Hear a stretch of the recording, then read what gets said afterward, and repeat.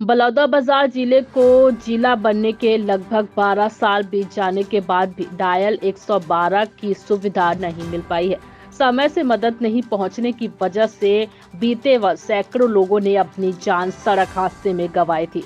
SSP Deepak Jha का भी कहना है कि अगर जिले को डायल 112 वाहनों की सौगात मिल जाए तो सड़क हादसे में घायल लोगों तक पहुंचने में बहुत जल्दी होगी और लोगों को समय पर अस्पताल पहुंचाया जा सकेगा।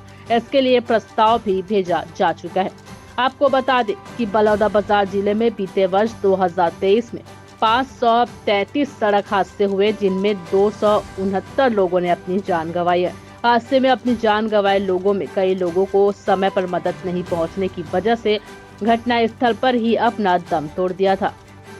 तो हमारे जिले में एक 112 की जो गाड़ियाँ होती हैं, वो नहीं है, केवल 108 पे हम पूरी तरह से निर्भर हैं। कभी भी कोई घायल होता है 108 पे, और कम गाड़ियाँ होने के कारण कई बार वो विलम्ब हो जाने के कारण भी वो गोल्डन आवर जो बोलते हैं, जिसमें तत्काल अगर पहुँचाए जाने से जान बच सकती है, वो कई बार सफल नहीं हो पाते हम।